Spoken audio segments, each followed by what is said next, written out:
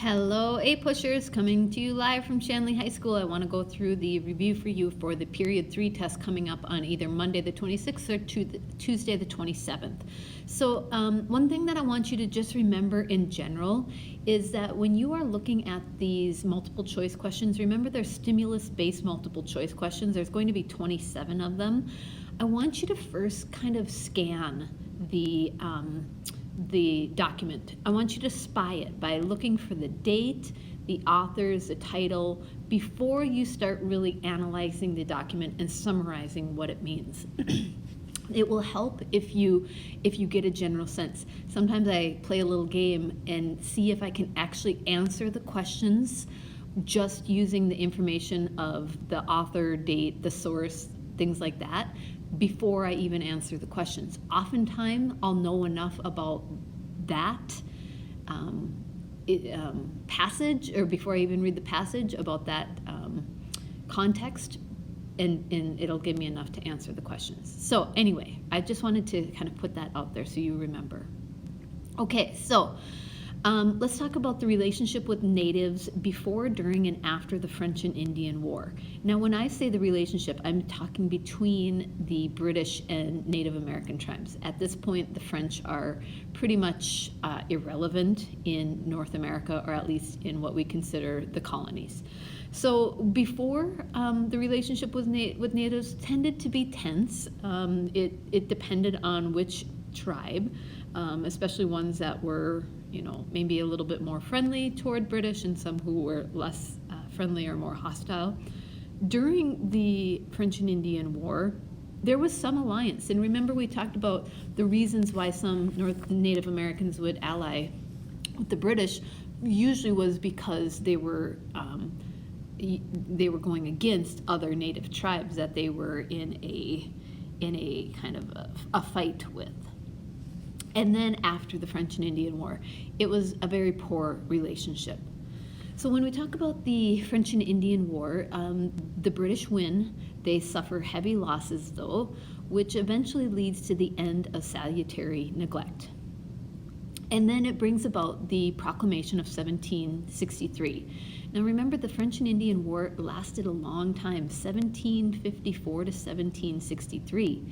So when they make the Proclamation of 1763, partly it was in response to Pontiac's War. And if you remember how Pontiac's War, it was all in the upper Ohio region and Great Lakes region, where there were so many of these skirmishes happening. And they decided that colonists could not settle beyond the Appalachians because the British didn't want to build forts there to protect the British citizens, the American citizens. And so they drew this imaginary line.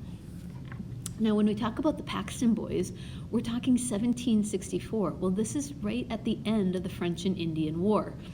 So there was the migration of many groups into Native American territory, especially after the Northwest Ordinance of 1787, but that's still a ways off. But this migration led to hostile conflict between white settlers and Native Americans. The Paxton Boys brutally killed innocent Native American groups stemming from the British policies after the 7 Years' War. The Paxton Boys got off, actually. They were arrested and tried, but they were actually never found guilty. And so it kind of set this tone that white British people could kind of do whatever they wanted and got away with whatever they wanted against certain groups, especially Native Americans. So taxation after the war. We had to figure out how to pay for the French and Indian War. It was a long war. It took a long time. How do you pay for it? So I want you to know all those acts. I gave you that handout, what they were, why they were, and what was the response to them. So it starts with the Sugar Act, and we have this long period of tension building that eventually we get to the Declaration of Independence.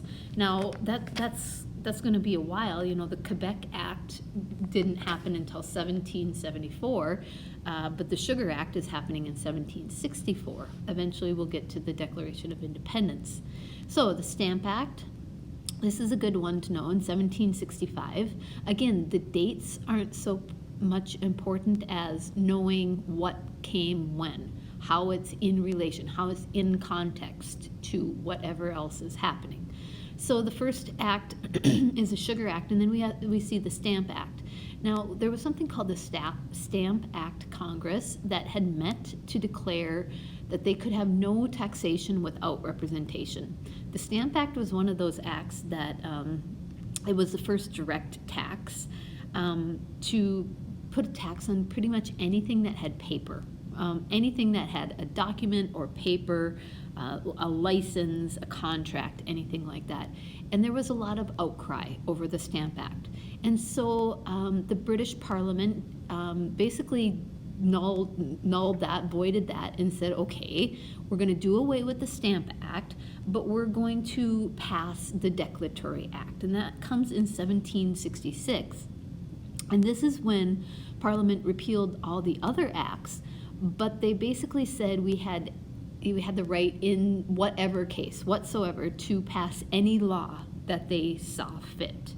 So they could legislate in all cases whatsoever, which basically says, well, we're going to lift the Stamp Act, but we can basically impose anything else or do anything else we want to do and make any other type of laws that we would like.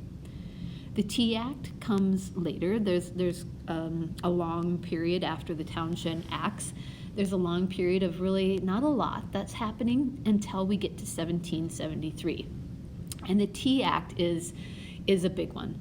The Tea Act was an act on tea, and it was really basically to help out the struggling British East India Company, but it prompted the Sons of Liberty to stage the Boston Tea Party, and we know that this is where thousands upon thousands, tens of thousands of crates of tea were thrown overboard, barrels of tea were thrown overboard. The British Crown and Parliament was so upset about this kind of shenanigans of the Boston Tea Party that they passed the Intolerable Acts, really for no more than a response to what happened with the Boston Tea Party. And so because of that, then we get an effect of the Intolerable Acts, and you'll see later when the First Continental Congress will meet. So when we talk about these acts, we understand that there were different periods of time that we have these colonial rebellions. But do know that most colonial rebellions were probably minority groups. Some of them might have been more well-known wealthy people such as Samuel Adams or John Hancock, but chances are they were kind of like the fringes of society, people who didn't have maybe a lot to do because they didn't work, people who could have taken this kind of mob action literally, and they did these actions mostly in the cities. So probably one of the more famous rebellions is the Boston Tea Party. It was a major event of colonial independence movement. It was in response to the Tea Act, as I had mentioned. Another big one is the Boston Massacre. Now you see I have massacre in parentheses because this was not so much of a massacre like we would think. People died, definitely people died, but it was more of a political riot that became propaganda for anti-British sentiment. It basically it gave them fuel to continue this anti-British idea. So there were some attempts to solve the problems that were going on with all of these taxes. The First Continental Congress met. I mentioned that. They met after the Intolerable Acts were passed, and they met to discuss and create a committee of correspondence. Now, this was a formal committee. However, them just meeting formally like this was kind of a sign to the Crown and Parliament that they were actually making things worse. That they had a formal meeting was a sign that the Patriots or the colonists were planning something, if you will. And so they cited grievances to British rule, and they sent what's known as the Olive Branch Petition. Now, this comes a year later in 1775, which basically the Olive Branch Petition was a last-ditch effort that said, we're willing to compromise. They wanted this change, but they weren't entirely ready for war. Now, a couple of things. First of all, King George rejected it. In fact, he even refused to read it. However, if you look at it from King George's perspective, this is in the later part of the fall of 1775. Well, think about what happened in the spring of 1775. We already have the shot heard around the world. Who fired the first shot? That's a little bit up in the air. But to King George, this was like a joke. Like, are you serious? We've already gotten this far in, and now you want to make a compromise? And so he didn't even take it as a sincere gesture of an attempt to resolve the problem. So eventually, after the Olive Branch Petition gets rejected, we come to the Declaration of Independence. Now, I will talk about common sense here in a second, but the Declaration of Independence is the final response to the taxes, the not having any representation in Parliament, that there is no consent of the governed, and how that their freedoms and their kind of rights were being trampled on, were being diminished because of the end of salutary neglect. Thomas Jefferson wrote the Declaration of Independence, and he talked about how humans as people, we're endowed with certain natural rights, certain unalienable natural rights that you're just born with because you are a human, of life, liberty, and the pursuit of happiness. So that's definitely not going to solve the problem of the Revolutionary War. In fact, it's going to formally declare how bad King George was, how wrong Parliament is, and whose fault it is that they are even in this war. So the Revolutionary War is being fought. And it's a lot having to do with the Enlightenment period that both obviously Europe and the United States had experienced. It brought out this ideological commitment to liberty, to resilience, but it was really only for white land-owning males. As I'm grading your impacts of the revolution, clearly you were able to see who benefited from the revolution and who didn't. I guess maybe clearly isn't the word, but there were some groups who definitely benefited none whatsoever from the Revolutionary War. If you were white, if you owned land, you probably made a pretty good name for yourself and felt like it was your patriotic duty to support the war effort. But this was all a build-up of the Revolutionary War from years of taxation without representation. So the general feelings is, and we've talked about this quite a bit, there were a large group of loyalists. 35% of the people were loyal to the crown and didn't think breaking away from Europe, from Britain, was a good idea. There were some minority groups of patriots, although I will have to say those who supported the patriot cause were probably close to about 40% as well. But really a lot of people just wanted to stay neutral or uninvolved. A lot of them felt like, well, we don't want to leave Britain, and then it kind of got to the point where they just felt they had to. Like there was no other choice. They were in an either-or situation. You're either for us or you're against us. There's no kind of middle road. As many people who wanted to stay neutral as possible, that was hard to do. The colonies were really being ripped apart by these feelings. We talked about radical groups already, of the Sons of Liberty, people like Sam Adams, Paul Revere, who really took some extreme measures to show their anger and frustration at British officials, British tax officials, things like that. Okay, now common sense. I talked about it some in class. I talked about a little bit on on a video. But what I really want you to know, and you did Common Sense in your own words, I want you to know that probably as much as anything, this was the turning point, because Thomas Paine wrote this extremely powerful pamphlet. The rhetoric, the feeling of Common Sense was very stark. It was very blunt.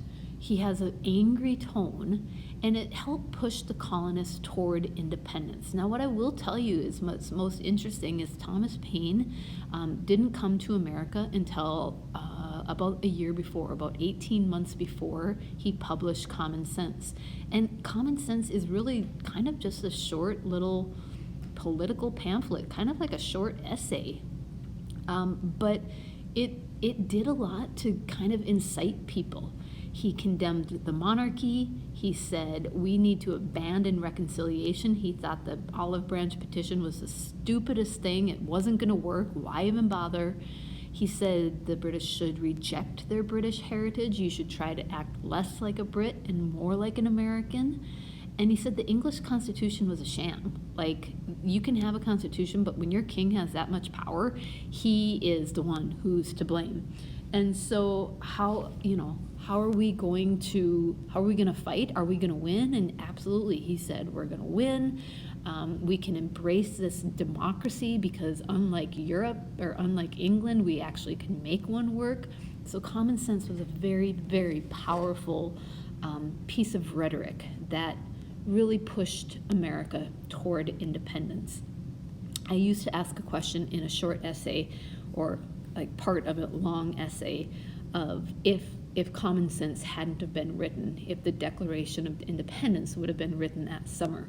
Common Sense was published in January of 1776. And it's an interesting kind of idea to think about. So now, during the Revolutionary War, probably one of the bigger things that you should know about is the Battle of Saratoga. Remember, in the first years of the Revolutionary War, things are not good. Undersupplied, not enough troops. We're fighting the most powerful, probably well-equipped army in the world. They have a great navy. And the Battle of Saratoga is now a turning point. This is 1777, after a couple of years of the war going really bad for the Americans. And it also shows that the French that America can stand up to the British, and they're willing to lend their support, pledge their support against their bitter enemies, the British. So I'm going to go on to the next page, but keep in mind, I'm going to come back to this little slide right here, or this little chart, I should say, right here, but we'll come back to that when we get to this next one here. Let me turn this for you. Okay, so the Articles of Confederation then. Now, the Articles of Confederation are drafted during, the Revolutionary War. We have to have a legitimate government. How do we make government work? How do we make it operate? Well, it had a limited central government, but the states didn't tax. They didn't have the power to tax, so no debts from the war were actually being paid. So we racked up this incredible debt, and then by the time we get to the end of the war, because the war lasts from 1775 until 1783, technically, with the Treaty of Paris, and so we've got a long time of war debt that's built. So because of that, we are experiencing lots of riots and rebellions, and it really shows a need for a stronger government because the Articles of Confederation couldn't hold up. It had most of its power centralized in the state governments, in the state constitutions. So states would have more power than the federal government. They could reject laws that were deemed unconstitutional. So if there was a federal law, if the state didn't like it, they could say, well, we're not going to obey it because we actually have more power than the federal government does. You can think about the implications of that. So now let's talk about the Constitutional Convention, because we really quickly realized, especially after like Shays' Rebellion, these aren't going to work. Like the Articles of Confederation are just not going to hold up. So we need to have a constitutional convention in order to make a stronger, more bold constitution, a better form of government. So I want to go back to the other slide, and I want to talk to you about kind of how things were looking during the Constitutional Convention. So they realized, at least they got to the point where they realized we need to kind of redraft and rethink the Articles of Confederation. We're going to make a stronger constitution. But by this time already, we're kind of seeing political parties show themselves, and they're very different. They're polar opposites, to be honest. The Federalists were on one side, and the Democratic Republicans, or what we called right away the Anti-Federalists, were on the other side.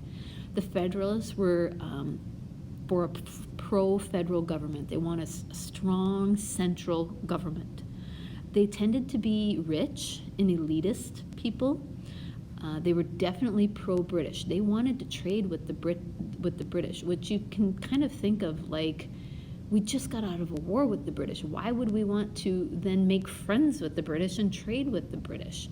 Because they realized Britain was economically a good force to be a trade partner with. They were a pro-constitution. They wanted a constitution where that the federal government would hold more power and the states would hold less power. They were pro-industry. They wanted a national bank, and probably the biggest name that emerges out of the Federalist Party is Hamilton, Alexander Hamilton. Now, on the other opposite spectrum are the Democratic Republicans. They wanted a strong state government. They were pro-state governments. They were pro-farmers, which means they were very concerned with the agriculture and agrarian economy. They were pro-France. They wanted to help the French. They saw that the connection between the French and the Americans should be stronger than the British and the Americans because of really the opportunities that the French gave the Americans during the Revolutionary War. They did not want a national bank. They felt like that was the dumbest thing that could ever happen. They tended to be more middle class or poorer. They believed in the Articles of Confederation. If the Articles of Confederation wasn't enough, they at least wanted a Bill of Rights, the basic rights laid out. And the name that really emerges himself from the Democratic Republicans is Thomas Jefferson. So we get to the Constitutional Convention, and there's a proposed constitution based on a system of federalism, of separation of powers, and a compromise between large and small states. We called that the Great Compromise. Remember when it was the New Jersey Plan and the Virginia Plan? That compromise between large and small states. How are people going to be counted for representation? And of course, the big issue of slavery. All of these topics came up at the Constitutional Convention. One of the things that they decided was, we're not going to get a constitution passed if we don't have a Bill of Rights. So the Bill of Rights are the first 10 amendments that were added to the Constitution after actually the Constitution was ratified. It granted basic freedoms. And the Federalists really realized that they needed it to get the Constitution ratified. It was a concession. Okay, if we add the Bill of Rights, then can we pass the Constitution as a whole? And the Anti-Federalists, or I should say the Democratic Republicans, allowed it to be that way. Within the Constitutional Convention, when we talked about the Great Compromise, there was also the 3/5 Compromise, and this is all about the issue of slavery and counting people. It was an enacted census that counted 5 slaves as 3 men, 5 human beings as 3 human beings for population totals. And it also guaranteed the slave trade for another 20 years. Hamilton's financial plan came up at this time because Hamilton wanted the creation of a national bank to stabilize the economy and impose tariffs and assume state debts. Hamilton had an aggressive, vigorous plan, but it was very much centralized in the federal government. The federal government would be the one to have this bank, to control this bank. And then federalism is just when power is divided between the state and federal governments. That actually comes in the 10th Amendment, where the Democratic Republicans said, we need to separate these two types of powers. Who has control of what and who has control of this? All right, I had you listen to Washington's farewell, and we know that in Washington's address, he did a few things. First of all, when he said goodbye and was leaving office, he set a precedent of 2 terms. And he left some wise words, some wise warnings. Don't form political parties. It's going to lead to sectionalism, and that's a word I'm going to use over and over again. Sectionalism is the divide between sections, between colonies, between states. Who's on this side and who's on that side? And Washington said, don't get into political parties because it will lead to our destruction. He said, stay out of European affairs. We don't need to be in it. It should be none of our business. Stay out. And he also said, stay away from permanent alliances. So now we have this young republic. Now we have a constitution. We have 3 branches of government. We have separation of church and state. We have an electoral college, a way to count who gets to be seated as the president. We have checks and balances. How do we apply all of this?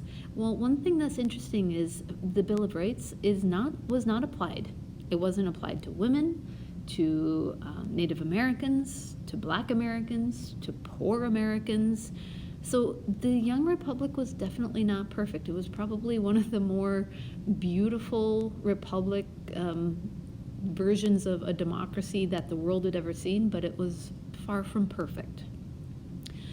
Partly because things like the Alien and Sedition Acts were able to be passed. This is now our 2nd president. John Adams becomes the president. He wants to be reelected for a 2nd term. Remember, at this point, it's really going to only be 2 terms because Washington sets this precedence. But Adams wants to get reelected again. Well, there are people speaking out against Adams, like on Jefferson's side, who is also running, and he doesn't like it.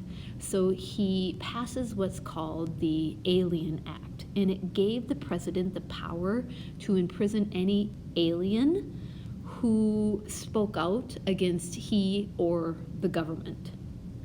You could kick out somebody who was in the country illegally. It tended to be anyone he thought was an enemy of his who was on Jefferson's side. And it made it harder for the people to become a citizen. It raised the time that you had to be in America from 5 to 14 years, I want to say. So the Alien and Sedition Acts are kind of a blot on the young republic. In response, then, the Kentucky and Virginia resolutions are passed. This is kind of Jefferson and Madison's babies that they present to Congress on behalf of Kentucky and Virginia. And they were presented in response to the Alien and Sedition Acts that basically said a couple of things. One, states can defy federal laws. They can basically say, if this is a federal law, we're saying it's unconstitutional. We don't have to follow it. We don't have to enforce it. They were saying the states have that power.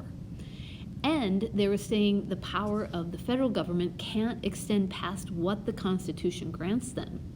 So there's this idea that if it doesn't explicitly say it, then the federal government can't do it. If it's not written out in the Constitution, then the government can't do it. Well, this is known as the Elastic Clause, which was Jefferson's big idea that, like, the national bank couldn't be a thing because it gave too much power. Like, it wasn't in the Constitution, so it couldn't even legally be a thing. It was called the Elastic Clause.